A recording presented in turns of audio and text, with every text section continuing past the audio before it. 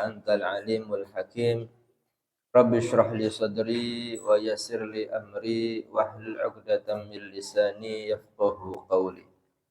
Amma ba'd, melanjutkan kajian kitab Sulamut Taufiq karya Al-Habib Abdullah bin Husain bin Tahir. Malam hari ini menjelaskan tentang kewajiban zakat sebagai rukun Islam yang ketiga setelah syahadat, salat adalah zakat. Dan zakat ini Allah Subhanahu wa taala selalu sandingkan dengan kewajiban salat. Aqimis shalah wa aqimus salata wa atuz zakah. Tegakkanlah kalian salat dan tunaikanlah kalian zakat. Maka orang yang menegakkan salat itu konsekuensinya adalah dia juga mengeluarkan zakat. Karena kedua kalimat tersebut selalu Allah sambung. Sehingga satu sama lainnya ada ikatan yang kuat. Tidak sempurna salat seseorang jika tidak mengeluarkan kewajiban zakatnya. Dalam menunaikan zakat ini diatur di dalam syariat agar sesuai, tidak sampai salah, dan agar menjadi bermanfaat baik bagi orang yang berzakat maupun penerimanya. Disinilah kita mempelajari fikih tentang zakat ini, dan hukumnya adalah wajib bagi orang-orang yang sudah mampu untuk sudah wajib untuk menunaikan zakat. Bismillahirrahmanirrahim. Faslun wa tajibuz zakatu fil ibili wal baqari wal ghanami. Dan wajib mengeluarkan zakat di dalam hewan ternak, yaitu onta, sapi, dan kambing. Selain hewan ternak tiga tersebut tidak diwajibkan zakat, hanya onta, sapi, dan kambing. Kalau ayam tidak diwajibkan zakat, karena ini adalah yang diwajibkan oleh Rasulullah sallallahu alaihi wasallam. Wat tamri waz zabibi waz zuru'i al-muqtatati halatul ikhtiyari. Kemudian wajib zakat berikutnya di dalam tanaman pangan. Kemudian kurma dan anggur. Tanaman pangan ini berupa biji-bijian yang dijadikan makanan pokok dalam keadaan normal. Nah, kalau di zaman Nabi SAW itu orang-orang Arab makanannya adalah kurma, dan juga hasil panennya adalah hanya kurma dan kismis atau anggur. Ada juga gandum, tapi tidak semua daerah menanam gandum. Oleh karena itu, kewajiban zakat pertanian ini tidak seperti di negeri kita yang tropis, hanya diwajibkan adalah kurma dan anggur, tapi yang sudah dikeringkan. Kemudian juga bahan makanan pokok yang berupa biji-bijian yang dikonsumsi dalam keadaan normal. Kalau di Indonesia adalah beras, kemudian juga jagung, tanaman, biji-bijian. Itu ada macam-macam kewajiban, seperti juga kacang, kemudian gandum, jenis-jenis gandum ada sa'ir, ada bur, dan sebagainya, macam-macam. Yang dikeluarkan zakatnya adalah biji-bijian. Sedangkan buah-buahan tropis seperti pisang, mangga, dan lainnya tidak diwajibkan zakat. Tetapi alangkah baiknya kalau juga bersedekah agar mendapatkan pahala dari Allah Subhanahu wa taala. Kemudian juga wal-zahab wal fiddati wal ma'dini war rikasi minhuma.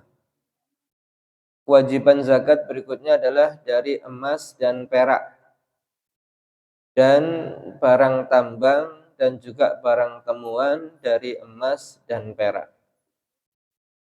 Emas dan perak ini logam mulia berbentuk apapun, berbentuk masih biji-bijian ataupun sudah dicetak ataupun berupa perhiasan ataupun dibentuk menjadi mata uang, itu semuanya wajib zakat. Baik yang sudah ditambang maupun yang menemukan di pendaman tanah. Seperti pendaman zaman jahiliyah. Rikas ini definisinya adalah emas dan perak yang sudah dicetak dan berupa pendaman zaman jahiliyah sebelum Islam. Kalau ditemukan emas dan perak di dalam tanah dan sebelum zaman jahiliyah, itu disebut rikas. Tapi kalau menemukan emas perak di atas tanah atau sudah melewati zaman jahiliyah, sudah di zaman Islam, itu disebut dengan luqotoh, barang temuan. Nah, perlakuannya berbeda. Kalau menemukan barang pendaman jahiliyah, diwajibkan zakat langsung apabila sudah mencapai nisab.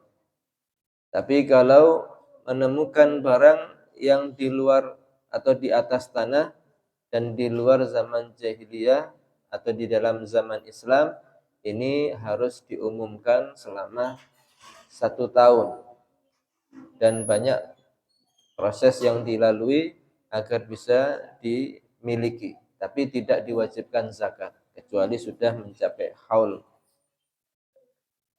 Kemudian juga diwajibkan zakat wa amwalut tijarah wal fitrati, di dalam harta perdagangan dan zakat fitrah. Perdagangan ini artinya memutar harta dengan tujuan mendapatkan keuntungan. Baik perdagangan yang sifatnya kecil-kecil seperti jual beli di toko atau di counter dan sebagainya, atau jual beli yang sifatnya langsung besar, jual mobil, jual tanah. Nah, ini syaratnya ketika dia membeli barang tersebut diniati untuk dijual kembali. Jadi kalau misalnya beli properti tujuannya nanti dijual kembali, maka itu jadi barang dagangan. Kalau sudah setahun tidak laku, tetap diwajibkan zakat. Beli mobil misalnya kalau diniati untuk dijual kembali, itu termasuk barang dagangan. Maka kalau sudah setahun diwajibkan zakat. Kecuali kalau misalnya sebelum 1 tahun dipakai sendiri. Karena memang dia butuh untuk kendaraan, maka mobil dagangannya tadi diniati untuk dipakai sendiri. Ini tidak diwajibkan zakat karena sudah berubah dari barang dagangan menjadi barang pribadi. Tidak ada zakat dalam barang pribadi, yang ada dalam barang dagangan. Dan bukan dari hasil pemberian atau warisan. Kalau misalnya dia mendapati warisan tanah, misalnya sebidang sawah, sepetak tanah, sepetak sawah, kemudian dia jual, maka itu tidak ada zakat karena dia tidak memutar harta untuk tujuan mendapatkan rezeki, dia hanya dikasih saja, mendapat warisan. Ini bukan barang dagangan, ini barang pemberian atau barang warisan, beda hukumnya. Tidak diwajibkan zakat. Kemudian wa awwalun nisabil ibil, sekarang mengenai nisab. Nisab ini batasan diwajibkan zakat. Batasan diwajibkan zakat dalam zakat peternakan atau zakat hewan ternak, yaitu awwalun nisabil ibil khamsun. Pertama kali nisabnya onta itu kalau sudah memiliki 5 onta, itu baru diwajibkan zakat. Kalau masih tidak sampai 5 tidak wajib zakat. Wa minal baqari salatun. Kalau berupa sapi wajib zakatnya ketika sudah memiliki 30 ekor sapi. Wa minal ghanami arba'una. Dan kalau kambing itu 40 kambing baru zakat diwajibkan zakat. Fala zakata qabla dzalik. Tidak wajib zakat sebelum mencapai batas nisabnya. Wala budda minal haul ba'da dzalik. Dan ini juga disyaratkan berikutnya sudah melalui perputaran waktu 1 tahun. Jadi kalau perputaran waktunya belum 1 tahun, ini belum diwajibkan zakat. Kalau sudah melalui perputaran waktu 1 tahun, haul dan jumlahnya sudah sampai nisab, itu baru wajib zakat. Wala budda minal haul ba'da dzalik wala budda minas sum fi kala'in mubahin.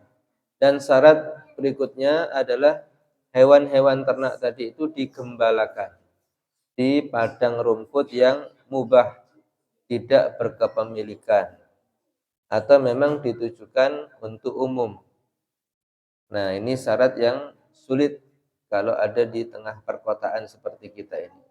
Kalau mubah ini misalnya dia punya 30 sapi, misalnya di daerah Sumbawa yang banyak padang rumputnya, dia gembalakan setiap pagi ke padang rumput yang tidak berkepemilikan di lereng-lereng gunung misalnya, kemudian sore dia pulangkan ke kandang setiap hari seperti itu, tanpa usaha untuk mencari rumput atau membeli rumput. Jadi murni makanannya ini dicari sendiri oleh hewan ternaknya. Pemiliknya tidak ada usaha yang berlebihan, hanya sekedar membawa ke padang rumput dan nanti memulangkan kembali. Jadi tidak banyak usaha, tidak banyak biaya. Maka itu diwajibkan zakat.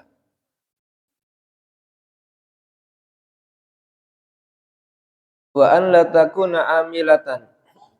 Kemudian hewan-hewan tadi itu tidak menjadi hewan pekerja. Seperti kalau onta dijadikan alat transportasi untuk berdagang keluar daerah. Nah, kalau sebagai alat transportasi ini tidak diwajibkan zakat. Atau dipakai sebagai alat membantu pertanian untuk membajak sawah, sapinya misalnya. Ini tidak diwajibkan zakat. Nah, itu daripada syarat-syarat wajibnya zakat hewan ternak. Kalau melihat ini, sungguh zakat ini sangat ringan sebenarnya. Dia baru diwajibkan zakat kalau sudah memiliki 40 kambing misalnya. Itu tidak seberapa, kalau dikeluarkan satu masih banyak sisanya. Dan dia tidak banyak usaha, sekedar menggiring saja, nanti hewan itu berkembang biak sendiri, dan itu yang memberikan rizki langsung Allah Subhanahu wa ta'ala. Dia hanya diwajibkan mengeluarkan sedikit daripada hartanya. Fayajibu fi kulli khamsin minal ibil syatun. Dan diwajibkan dari setiap 5 onta itu hanya 1 kambing. Jadi kalau memiliki 5 onta, 1 onta harganya misalnya dianggap seperti 1 sapi 30 jutaan, 150 juta misalnya. Dia diwajibkan mengeluarkan 1 kambing harga 3 juta. Masih banyak sisanya. Jadi tidak zalim, tidak ada yang memberatkan dalam syariat Islam ini. Wa fi arba'ina minal ghanam syatu jad'in da'nin aw thani ma'zin. Dalam 40 kambing itu diwajibkan 1 kambing kibas usia 1 tahun lebih atau 1 kambing kacang usia 2 tahun lebih. Hanya 1. Boleh mengeluarkan kambing kibas atau boleh mengeluarkan kambing kacang atau kambing Jawa. Wa fi kulli 30 minal baqar tabi'un. Dan setiap 30 ekor sapi hanya wajib mengeluarkan zakatnya 1 sapi usia 1 tahun lebih. Tabi'.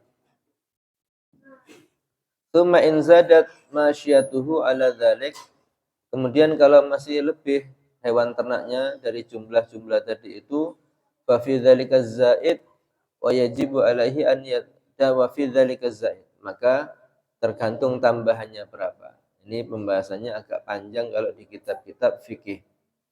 Cuman kita diberitahu, diinfokan di sini tentang minimal wajib zakatnya itu 30 sapi, 40 kambing. Kalau lebih dari itu, maka harus belajar lagi secara khusus di kitab-kitab fikih zakat. Wa yajibu alaihi an yata'allama ma aujabahu Allah Ta'ala alaih. Wajib dia belajar tentang apa yang Allah wajibkan kepada dia. Fiha dalam urusan zakat hewan ternak. Amma tamru waz zabib waz zuru' fa awwalu nisabiha khamsatu awsukin wa hiya 300 sa'in bi sa'ihi alaihi salatu wassalam. Adapun sekarang zakat pertanian. Zakat pertanian ini hanya 3 kategori tanaman saja, yaitu kurma dan anggur dan biji-bijian. Selain kurma, selain anggur daripada buah-buahan tidak wajib zakat. Dan biji-bijian ini juga yang dijadikan makanan pokok. Kalau makanan pokoknya berupa sagu, maka tidak diwajibkan mengeluarkan zakatnya sagu karena bukan biji-bijian. Fa awwalu nisabiha khamsatu ausuk.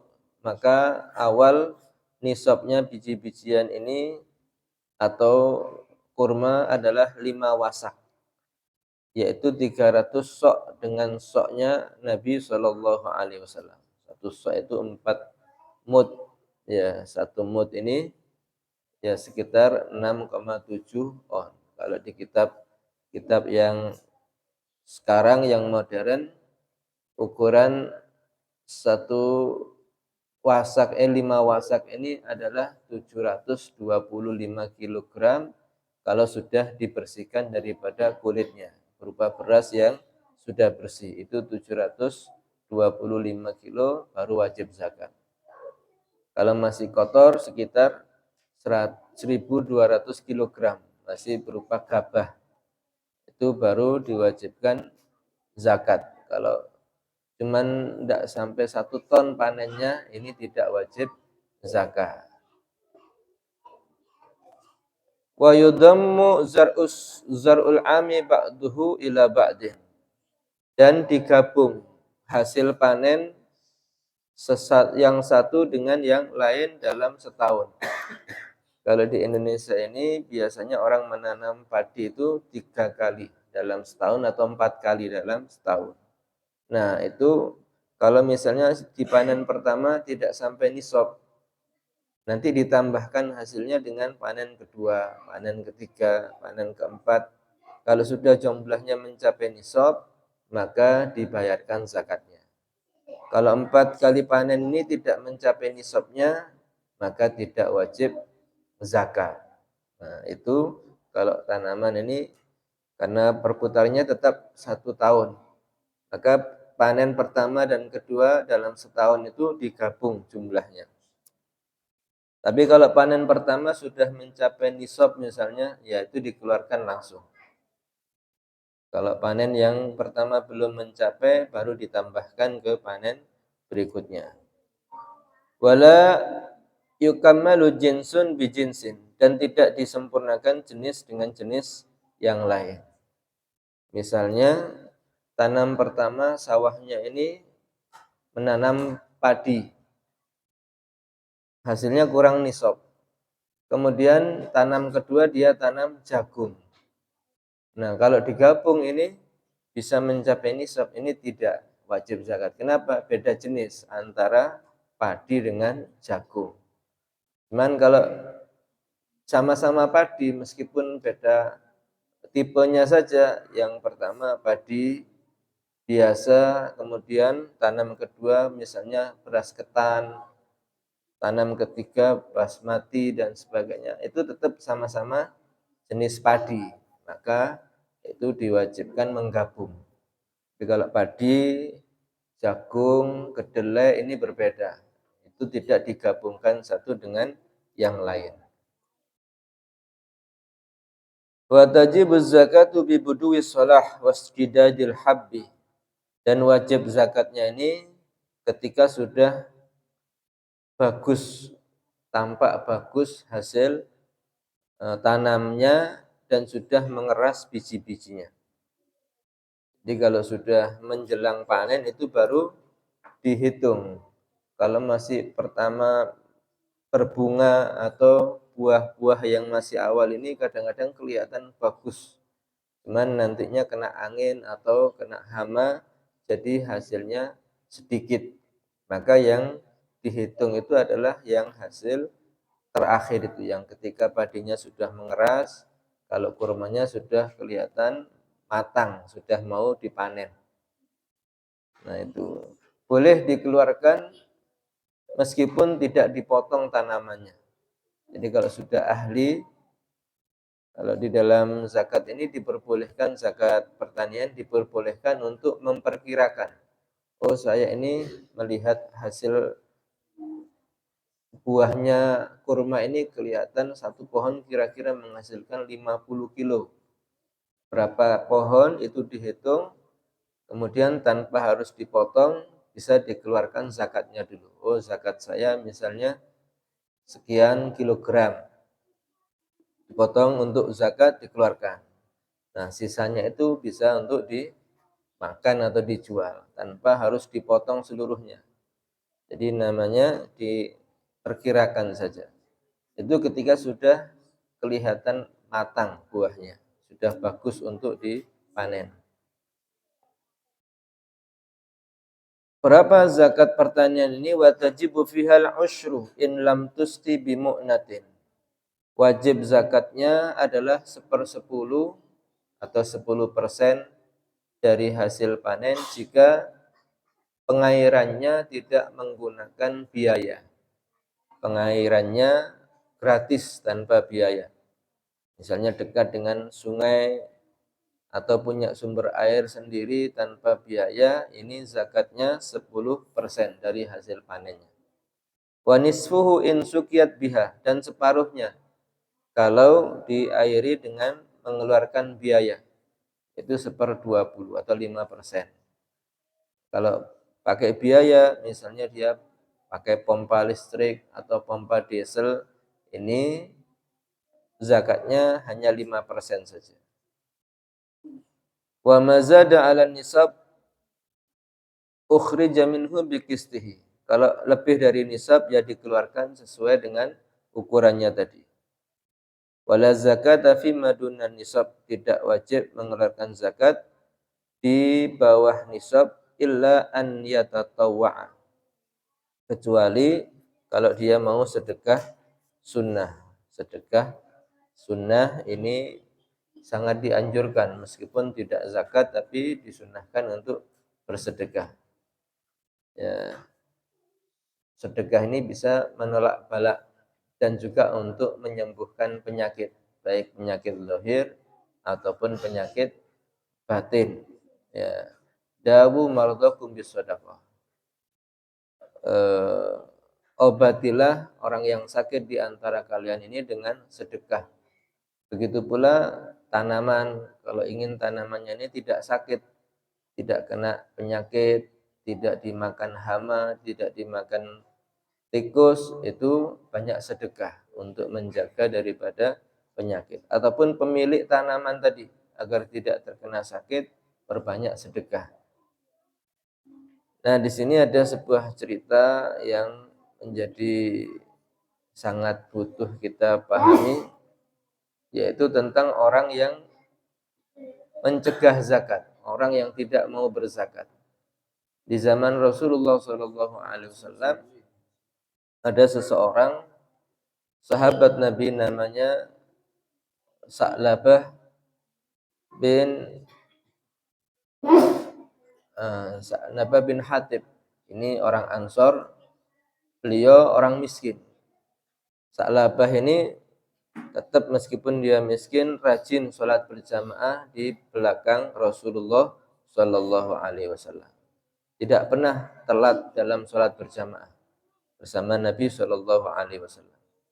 Dia selalu berada di shaf yang terdepan di belakang Nabi Shallallahu Alaihi Wasallam. Cuman Sa'labah ini setelah sholat, setelah salam, dia langsung pulang, tidak ikut berzikir bersama Nabi, tidak ikut berdoa bersama Nabi Muhammad SAW. Setiap hari seperti itu. Sampai suatu kali Nabi ini penasaran dengan alasan kenapa Sa'labah ini setiap selesai sholat, setelah salam langsung pulang. Maka setelah sholat satu kali Nabi memanggil Sa'labah, mencegah beliau untuk pulang. Ditanya, kenapa kamu langsung pulang Sa'labah? Tidakkah kamu mau zikir bersama kita? Tidakkah kamu mau berdoa bersama kita? Maka Sa'labah menjawab, ya Rasulullah, saya ini orang miskin. Bukan saya tidak mau zikir doa bersama Anda, cuman saya ini kalau sholat memakai pakaian bergantian dengan istri. Pakaian yang bisa menutup aurat itu hanya yang saya pakai ini. Di rumah istri saya pakaian cuman mungkin di atas masih tidak berkerudung atau kakinya masih kelihatan di lutut karena baju kurungnya dipakai. Maka setelah sholat dari sini saya langsung pulang agar istri saya bisa segera sholat ya Rasulullah. Maka mendengar itu Rasulullah menawarkan kepada Sa'labah, aku tawarkan kepada kamu doa, insya Allah dikabulkan oleh Allah. Kamu minta apa wahai Sa'labah? Maka Sa'labah ini minta, ya Rasulullah, doakan saya kaya. Doakan saya kaya. Apa yang dikatakan oleh Rasulullah SAW? Jangan kamu tergesa-gesa minta kaya. Ya. Pikir lagi. Maka diberi kesempatan untuk berpikir. Sampai 3 hari ditanya, tetap doakan saya kaya ya Rasulullah. Supaya saya bisa sholat dengan tenang di masjid ini, bisa ikut zikir, doa, supaya saya bisa bantu sahabat-sahabat lain yang kekurangan, saya bisa bayar zakat dan sebagainya. Nah, ini alasan orang yang belum kaya. Dia ingin kaya, tujuannya baik, cuman dia tidak tahu bagaimana hatinya ketika sudah kaya. Maka karena 3 hari tetap minta kaya, Rasulullah mendoakan, ya Allah, jadikan Sa'labah ini orang yang kaya. Doanya Rasulullah dikabulkan Allah. Sebelum pulang, Nabi memberikan hadiah 2 ekor kambing jantan dan betina. Kemudian dia rawat kambing tadi, beranak. Semakin lama semakin banyak. Karena banyak mengurus kambing, akhirnya sholat berjamaahnya ini kadang-kadang mulai tidak di saf pertama lagi. Kadang-kadang ke belakang baru datang. Kadang-kadang juga terlambat rokaatnya. Baru rokaat terakhir dia baru gabung. Lama-lama semakin banyak kambingnya ini, dia harus mencarikan rumput, padang rumputnya di luar Madinah. Karena sudah tidak mencukupi kalau di Madinah saja. Akhirnya kadang-kadang dia terlambat, tidak ikut sholat berjamaah dengan Nabi. Kadang-kadang sehari cuma 2 kali, subuh dan maghrib saja, 3 kali misalnya. Siangnya dia kerja, yaitu merawat kambing. Sampai semakin banyak, sampai dikatakan ribuan jumlah kambing yang dimiliki Sa'labah. Maka dia semakin jauh mencari padang rumputnya, sehingga tidak bisa sholat 5 waktu bersama Nabi. Sampai dia akhirnya sholat Jumat pun tidak ikut bersama Nabi, karena dia sudah ada di luar kota dan memang membolehkan orang itu tidak sholat Jumat kalau sudah ada di daerah yang tidak mendengarkan azan, seperti itu. Tapi sekali lagi itu bukan karena darurat, itu memang sengaja. Sebenarnya bisa, dia itu kan kerja sendiri. Kalau Jumat libur itu bisa sebenarnya, cuman ya alasan saja. Akhirnya sampai sholat Jumat pun tidak ikut bersama Nabi. Nabi cari-cari Sa'labah, mana Sa'labah? Lama tidak ikut sholat bersama. Akhirnya di waktu setahun berlalu, Nabi meminta kepada sahabat datang kepada Sa'labah untuk mengambil zakatnya. Dia sudah setahun ini. Coba kamu datang ke Sa'labah minta zakatnya, zakat kambing. Maka sahabat yang disuruh ini datang kepada Sa'labah, ya Sa'labah, saya diperintah Nabi mengambil zakat kamu. Sudah setahun berlalu ini. Dan kambing kamu sudah mencapai nisab. Maka apa kata Sa'labah? Ini adalah pemerasan. Yang kerja itu saya. Masa saya diminta untuk zakat? Nah, maka dengan itu Allah Subhanahu wa taala langsung menurunkan ayat tentang Sa'labah ini.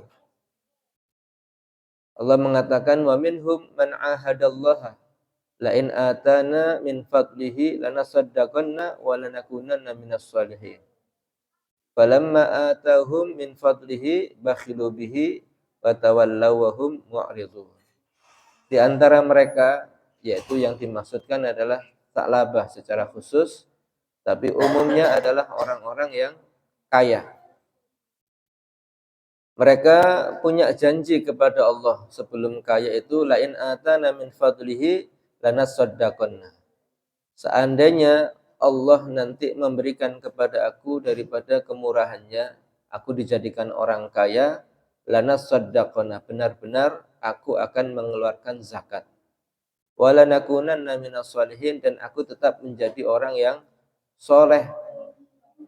Ini janji orang yang belum kaya, seperti janji sebelum dia jadi anggota parlemen atau sebelum jadi presiden.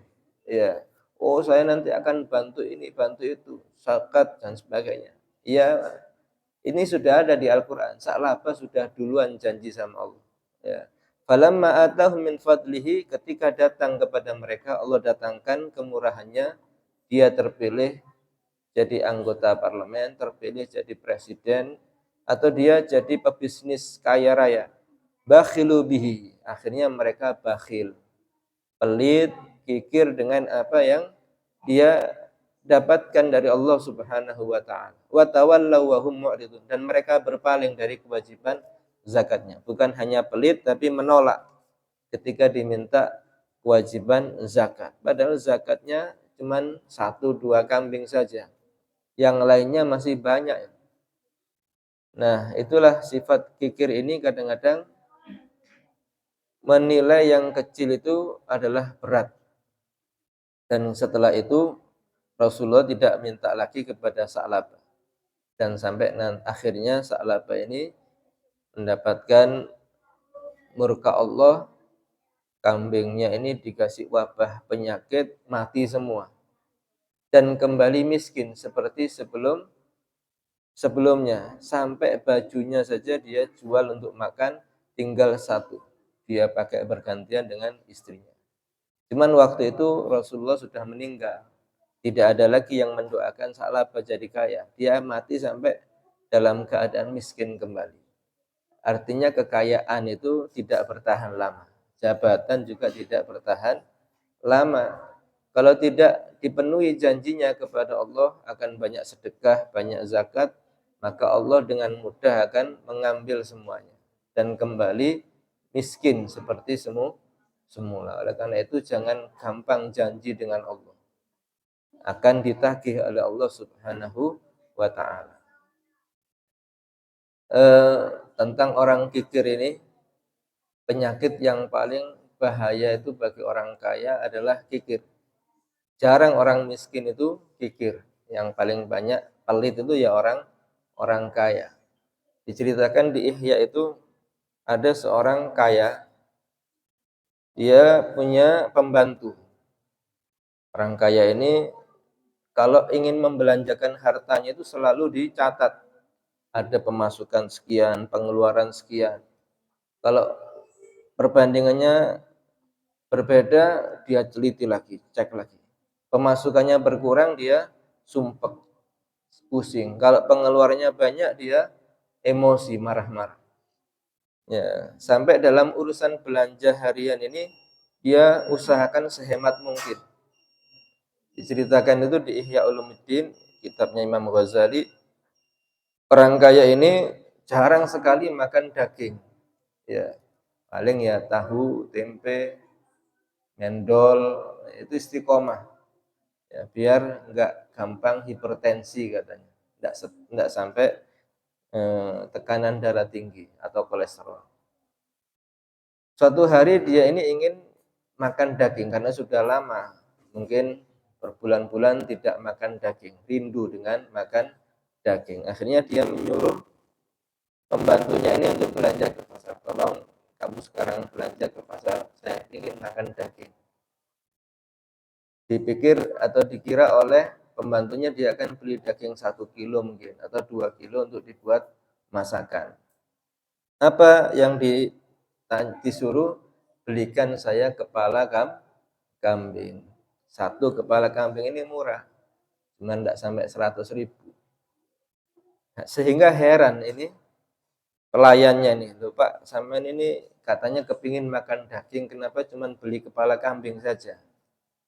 Kan lebih enak makan daging itu beli 1 kilo, 2 kilo.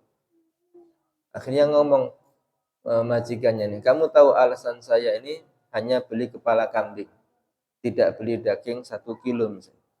Kenapa? Karena kepala kambing ini sensasinya beda-beda. Ada kulitnya, ada dagingnya, ada mata, ada lidah, ada otaknya dan semuanya. Jadi beda-beda. Kalau cuma beli daging saja, ya rasanya rasa daging saja. Tidak ada rasa lidahnya, rasa kulitnya, dan sebagainya. Jadi satu paket komplit itu kepala kambing. Dan alasan yang kedua, ini tidak bisa dicuri. Kalau daging 1 kilo, kamu makan 3 potong, 4 potong, tidak kelihatan. Cuman kalau kepala kambing ini kamu ambil, pasti ketahuan. Kamu ambil lidahnya, pasti hilang lidahnya, kelihatan. Kamu ambil matanya, ya kurang 1 matanya. Jadi untuk pengamanan, biar tidak dicuri, beli kepala kambing ini tidak mungkin akan dicuri, karena pasti akan ketahuan. Nah, itu orang yang pelit itu sampai urusan makan ini di manage secara yang profesional. Manajemennya itu perlu pakai ya pembukuan yang tertib. Karena itu zakat ini mengajari kita untuk sama-sama peduli dengan orang lain, dan semua harta kita ini adalah dari Allah Subhanahu wa taala.